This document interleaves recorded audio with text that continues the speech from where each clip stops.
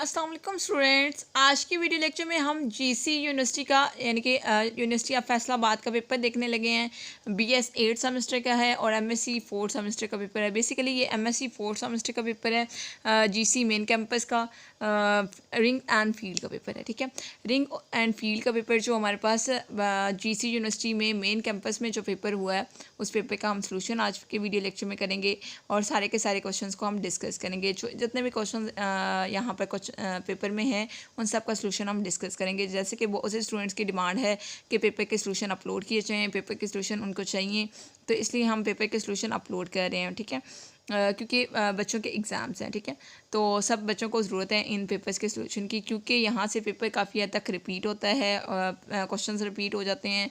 Question repeat ना भी हो तो बच्चों को काफ़ी हद तक आइडिया हो जाता है कि कौन कौन से टॉपिक इंपॉर्टेंट है। ठीक है, तो सब ने क्या करना है, इन वीडियोस को ज़्यादा से ज़्यादा शेयर किया करें, वीडियोस के लिंक को, ताकि आपके सारे के सारे जितने भी क्लासमेट्स हैं उन सबको ये वीडियो लेक्चर मिल सकें जो उनके लिए हेल्पफुल है। ठीक है, और आप चाहते हैं कि आपको सारे के सारे लेक्चर एक साथ मिले, तो उसके लिए आप प्लेलिस्ट बजाएं। अगर प्लेलिस्ट का आपको आइडिया नहीं है, यानी कि ऐसे स्टूडेंट्स जो न्यू होते हैं चैनल पे, उनको और भी पेपर्स के सोल्यूशन चाहिए होते हैं, तो और भी पेपर्स के सोल्यूशन के लिए आप प्लेलिस्ट पर जाएंगे। आपको प्लेलिस्ट का आइडिया नहीं तो डिस्क्रिप्शन में भी प्लेलिस्ट का लिंक पड़ा होता है, तो वहाँ से भी आप लिंक ले सकते हैं। उसके अलावा आपको वीडियो अच्छी लगती है तो लाइक मत किया करें और अपना फीडबैक भी मत किया करें।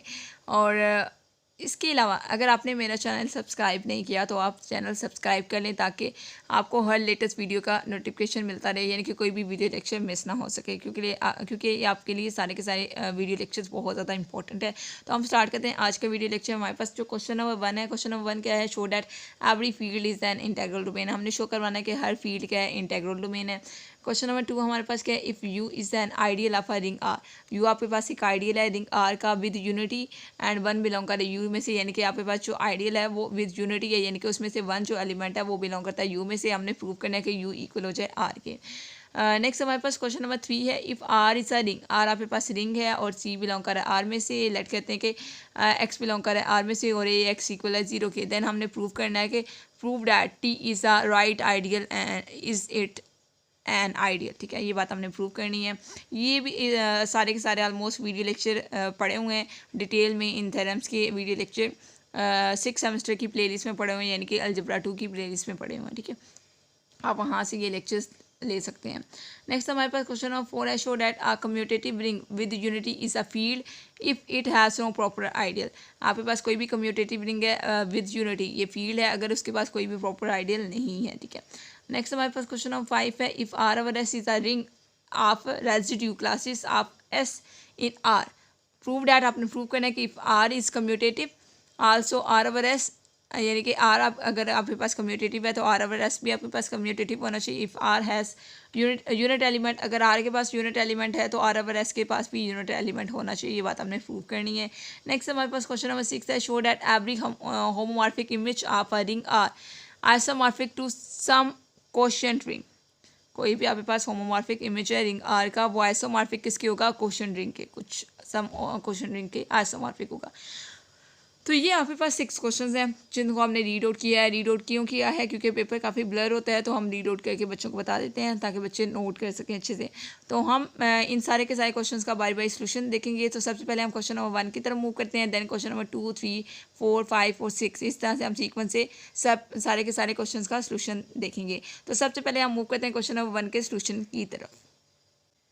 तो देखिए स्टूडेंट्स, हमारे पास क्वेश्चन नंबर 1 का सोल्यूशन है। तो ये हमारे पास थ्योरम, बेसिकली क्वेश्चन नंबर 1 में थ्योरम था और थ्योरम का प्रूफ हम स्टार्ट करते हैं कि लेट करते हैं कि एफ आपके पास क्या है, बी एनी फील्ड, और हमने प्रूव करना है कि एफ आपके पास क्या होना चाहिए, इंटेग्रल डोमेन होनी चाहिए, क्योंकि आपने प्रूव करना था कि every field is an integral domain. अगर हमने एफ को इंटेग्रल डोमेन प्रूव करना है और अगर आपके पास ए बी का जो प्रोडक्ट है वो इक्वल है 0 के, तो for all a b belong करे एफ में से, और ए 0 नहीं है, यानी कि आपके पास 2 एलिमेंट्स हैं, इनका प्रोडक्ट 0 है, तो दोनों में से किसी एक एलिमेंट का 0 होना ज़रूरी है, क्योंकि हमने इंटेग्रल डोमेन प्रूव करना है। लेकिन अगर दोनों एलिमेंट्स नॉन जीरो हों और उनका प्रोडक्ट 0 आ जाए तो वो 0 डिवाइजर की डेफिनेशन बन जाती है। तो आपके पास क्या है, सिंस ए बिलोंग कर एफ में से, ए अगर एफ में से बिलोंग करता है और ए 0 नहीं है, तो ए का जो इन्वर्स है वो भी एफ में से बिलोंग करेगा, यानी कि ए और ए इन्वर्स इक्वल किसके आ जाएगा, 1 के आ जाएगा। और आपको पता है this implies a b equal किसके, 0 के, यानी कि ए इन्वर्स को आप मल्टीप्लाई करोगे बोथ साइड, ठीक है। ए और ए इनवर्स क्या आ जाएगा, 1 हो जाएगा, 1 मल्टीप्लाई होगा बी से तो बी आ जाएगा, बी इक्वल आ जाएगा किसके, 0 के। यानी कि आपके पास ए अगर 0 नहीं है इट मीन्स के बी 0 है, दोनों में से कोई एक एलिमेंट 0 आ गया यानी कि बी 0 आ गया, इट मीन्स के यहाँ पर एक एलिमेंट क्या है 0 है और एक नॉन 0 है, इनका प्रोडक्ट 0 आएगा डेफिनेटली। यानी कि आपके पास इंटीग्रल डोमेन आपने प्रूव कर लिया है।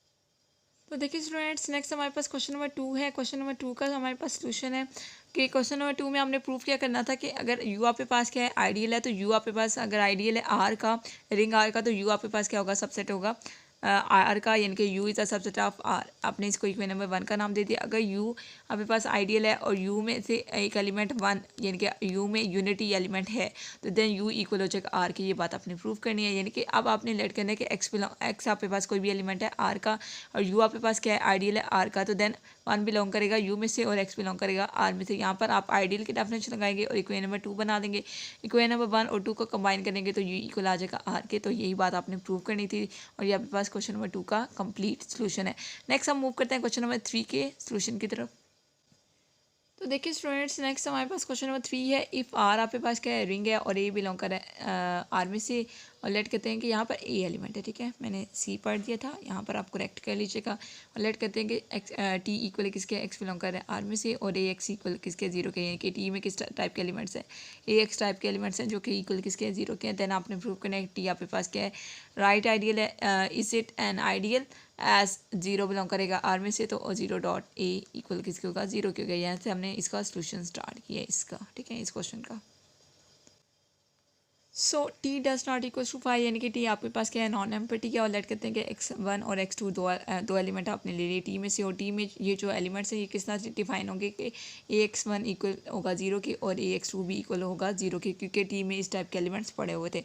अब यहाँ पर हम जब वो इसको हमने आइडियल प्रूफ करना है तो आइडियल की डेफिनेशन लगाएंगे, राइट आइडियल प्रूफ करना है तो राइट आइडियल की डेफिनेशन लगाएंगे। और ये आपने एक कंडीशन लगा दी आइडियल की कि अगर आपके पास दो एलिमेंट्स हैं ए और बी जो कि आई में से बिलोंग करते हैं तो इनका डिफरेंस भी आई में से बिलोंग करना चाहिए, ठीक है, जिसको आपने आइडियल प्रूफ करना है। अब यहाँ पर आइडियल हमने टी को प्रूफ करना है तो ये जो दो एलिमेंट्स हैं x1 और x2 इनका डिफरेंस किससे बिलोंग करना चाहिए, टी में से बिलोंग करना चाहिए। एक कंडीशन तो हमने फुलफिल कर लिया। अब दूसरी कंडीशन क्या है कि एक एलिमेंट आपके पास रिंग का होना चाहिए, एक आपके पास आइडियल का एलिमेंट हो, क्योंकि राइट आइडियल प्रूफ करें तो राइट साइड से आप रिंग के एलिमेंट्स को मल्टीप्लाई करेंगे और इनका प्रोडक्ट अगर आई में से बिलोंग करता है तो देन आपके पास आई क्या होता है, आइडियल होता है। अब हम सेकंड कंडीशन भी अप्लाई कर लेते हैं इसकी कि हम लेट करते हैं कि आर बिलोंग कर आर में से, यानी कि हमने एक एलिमेंट रिंग का ले लिया और एक हमने आइडियल का एलिमेंट ले लिया। आइडियल का एलिमेंट हमारे पास क्या है, x1 है, और मजीद हम आइडियल के एलिमेंट को डिफाइन करेंगे क्योंकि यहाँ पे टी को हमने आइडियल प्रूव करना है और टी में किस टाइप के एलिमेंट्स हैं, ए एक्स इक्वल टू 0 टाइप के एलिमेंट्स हैं, ठीक है।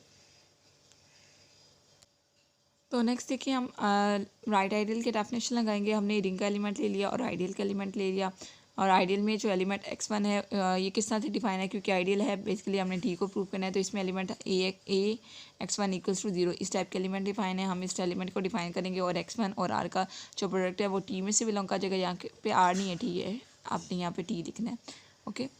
टी यहाँ पर आप लिखोगे कि ये बिलोंग कर रहा है टी में से, और यानी कि दो एलिमेंट्स का प्रोडक्ट जो वो टी में से बिलोंग कर रहा है, इट मीन्स कि आपके पास टी क्या है, राइट आइडियल है। इसी तरह से हम इसको लेफ्ट आइडियल भी चेक कर लेते हैं। यहाँ तक आप इसको नोट करेंगे। नेक्स्ट आप यहाँ से लेकर यहाँ तक इसको नोट करेंगे।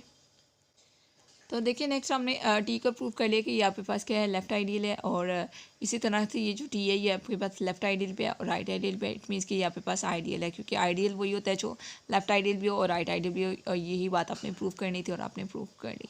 नेक्स्ट हम क्वेश्चन नंबर 4 के सोल्यूशन की तरफ मूव करते हैं।